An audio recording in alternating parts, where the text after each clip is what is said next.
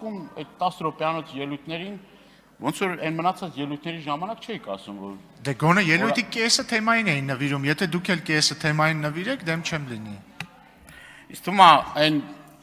հարցերը, որ պիտի բարձրացնենք, մեր ժողովրդի, մեր հանրությանը հուզող հարցեր են եւ շատ կարեւոր է, որ այս ամբիոնից խոսենք այդ թեմաների մասին։ Նախ, պարոն Պասյան, ես երևի ձեզ այդ արդեն հետայսու փաստերով խոսեմ եւ դուք արդեն ձեր այդ կասկածելի է, որ ասում եք կասկածելի է եւ այլ։ Հայաստանը փոքր երկիր է եւ եթե հարց կա, այդ մարդու հետ կապված բոլոր անցած ճանապարհի եւ այլ շատ կարճ, մի 5-10 րոպե կարակ հետաքրվեք եւ բոլոր ձեզ հուզող հարցերի պատասխանը ստանաք, բայց ես ուզում եմ մի կարևոր հարցի անդրադառնամ, դուք խոսեցիք մի զգայուն թեմայի մասին, որի եւ արձագանքն ա տվել հայհեղափոխական դաշնակցությունը եւ մասնակիցն ա եղել եւ եթե պետք է դրա տեսանյութերն էլ կա, դրա մասին բավականին հրապարակային հայտարարություններն էլ կա, այդ հայտարարություններն էլ տեսանյութերն էլ կարող եմ ձեզ ցույց տալ, բայց ուզում եմ որ դուք դրանից հետո համարձակություն ձեռք բերեք եւ ներողություն խնդրեք սխալ պնդումների համար։ Ես երեք իմ գործընկերների հետ առիթ ունեցա շփվելու մեր հերոսացին ծնողների, անհատության մեջ գտնվող ծնողների, իրենց հարազատների հետ, իրենց պահանջով ես եւ իմ գործընկերները հանդիպեցինք ընտանիքի անդամներին եւ ուզում եմ առիթ օգտագործել իրենց կոչը եւ հորդորը փոխանցելու իշխող մեծամասնությանը եւ ձեզ, պարոն Քոչարյան, այդ մարդիկ հետեւյալն էին ասում, որ ունենք տված խոստումներ 44-օրյա պատերազմի քննիչ հանձնաժողովի զեկույցը հրապարակելու, իրենց խոսքերն եմ փոխանցում ձեզ։ Դե խնդրում եմ հանդիպեք այդ մարդկանց հետ եւ այդ մարդկանց այդ նույնը ասեք։ Մարդիկ պահանջում են քննիչ հանձնաժողովի զեկույցի եւ ես չէի կարող առիթը չօգտագործել եւ դրա մասին չասել, իդեպ նաեւ ես եւ իմ գործընկերները բազմաթիվ այլ առիթներով խոսել ենք դրա մասին։ Սիրելի հայրենակիցներ, մենք հիմա քննարկում ենք մի հարց, որը չափազանց կարեւոր է մեր հետագա, մեր երկրի հետագա զարգացման հետ կապված։ Դուք այստեղից շատ կարեւոր մի հարցին անդրադարձակ, դա գործարար շրջանակների հետ կապված խնդիրների մասին է, այսինքն գործարար աշխարհի խնդիրների, խնդիրների եւ կոռուպցիոն ռիսկերի հետ կապված է։ Ես կարծում եմ, որ ոչ թե Տիկին Ջուլհակյան պիտի այդ զեկույցները, ոչ միայն այդ զեկույցները, միջազգային զեկույցները պիտի հաշվի առնվեն, այլ կան համապատասխան մարմիններ, Հայաստանի Հանրապետությունը, Հայաստանի Հանրապետության իշխանությունները ունեն բավարար ռեսուրսներ հասկանալու համար, թե օրինակ գործարար աշխարհը ինչ դժգոհություններ ունի կոռուպցիոն խնդիրների հետ կապված։ Ես առիթը կօգտագործեմ եւ մի քանի իմ դիտարկումները կանեմ, նամանավանդ որ առիթ ունենում եմ գործարար աշխարհի հետ շփումների հետ կապված։ Նախ ՊԵԿ-ի հետ կապված բազմաթիվ խնդիրներ։ Այն որ կոռուպցիան եւ կաշառակերությունը արմատախիլ չի արվել, ավելի քան ակնհայտ է։ Ինչի՞ց է դժգոհում գործարար աշխարհը։ Գործարար աշխարհը դժգոհում է ոչ բավարար, ոչ պատշաճ ուշադրության իշխանությունների կողմից։ Գործարար աշխարհը դժգոհում է, որ նույն այդ ՊԵԿ համակարգը իր հատուկ գործելավոճով այդ կոռուպցիան ու կաշառակերությունը ՊԵԿ-ից արմատախիլ չի եղել եւ այդ կաշառքի դեպքերը լի են։ Եթե պետությունը բավարար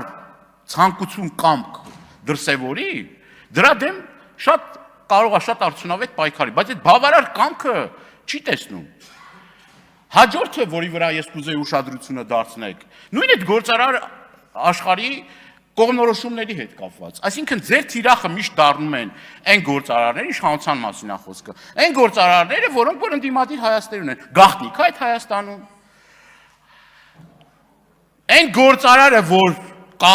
այդ համարձակությունը ունի քննադատելու իշխանության, հաջորդ իսկ վարքյանին հայտնվում է իշխանության թիրախում։ Եվ սկսվում է, այսպես ասած, հարկային տերորի գործեր կարելու հայտնի մեթոդը։ Բայց այդ երկակի ստանդարտները, որ կիրառվում են, այսինքն յուրայինները հնարավորություն ունեն իրենց բիզնեսը զարգացնելու, ծաղկեցնելու, իսկ ընդդիմադիր բազմաթիվ այդպիսի օրինակներ կան, եւ պետք չի այդտեղ երեսպաշտություն անել։ Դրա օրինակները բազմաթիվ են։ Մեկը, օրինակ, կոնյակի, մի խանգարեք ինձ, կոնյակի արտադրությամբ զբաղվող հայտնի գործարարը,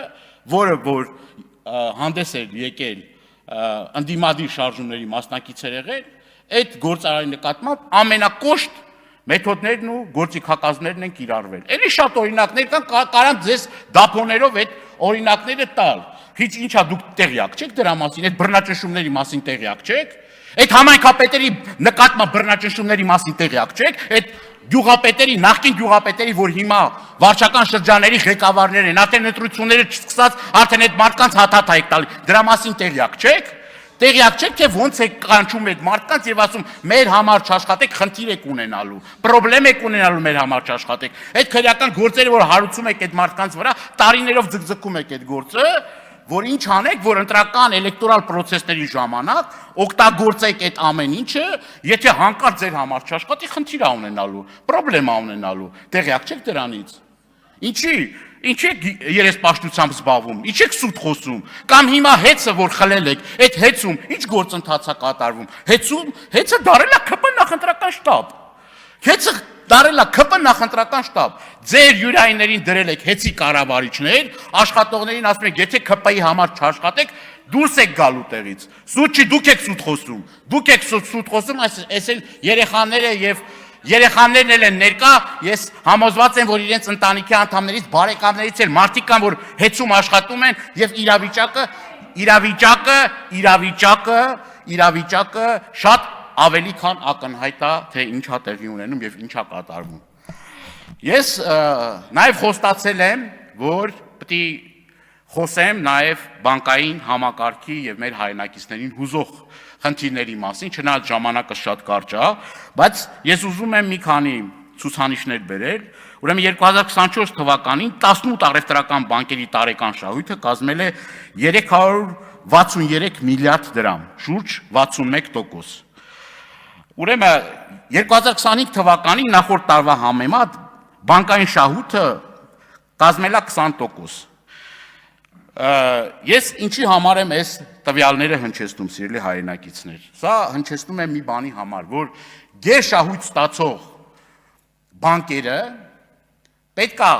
շատ ցածր տոկոսադրույքներ տրամադրեն մեր հայրենակիցներին, որպեսզի կարողանան մեր հայրենակիցները բիզնես գործունեություն ծավալել։ Այն մեր հայրենակիցները, որոնք որ դրանք տասնյակ դիմումներ են ստանում մեր հայրենակիցների, որը որ կորոնավիրուսով պայմանավորված, 44 օրյա պատերազմով պայմանավորված, տարերային աղետներով պայմանավորված, չեն կարողացել այդ ընթացքում սպասարկել իրենց բանկային պարտավորությունները, այդ մարդկանց գույքը ունեցվածքը ձեռքից խլում են։ Տունը մարդու համար, մեր բոլորի համար շատ զգայուն այդ խնդիրը, այդ հարցը որ կա, լուծում չի ստանում բանկերի կողմից, այսինքն այն ժամանակացույցը, որ պետք է տրամադրեն մարդկանց այդ իրավիճակից դուրս գալու, չէ, ամենահեշտ մեթոդը, ամենահեշտ ձևը գտնում են մարդկանց տնազուր կանում։ Եթե գերշահույթներ են ստանում բանկերը, դա մոտավորապես 1 միլիարդ 100 միլիոն դոլարի մասին է խոսքը, քավլիցի ես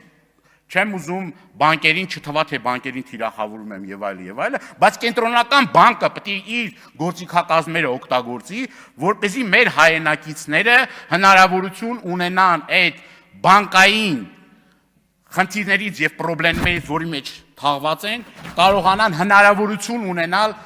այդ վիճակից դուրս գալու եւ նոր շանս ստանալու բիզնես գործունեություն ծավալելու։ Կարկուտ ա եղել, բնական աղետներ ա եղել, այդ մարդիկ կանգնել են շատ անելանելի իրավիճակի մեջ, ժամանակը կարճ է, որ բոլոր խնդիրներն Ոչ թե կարճ, այլ սպառվեց։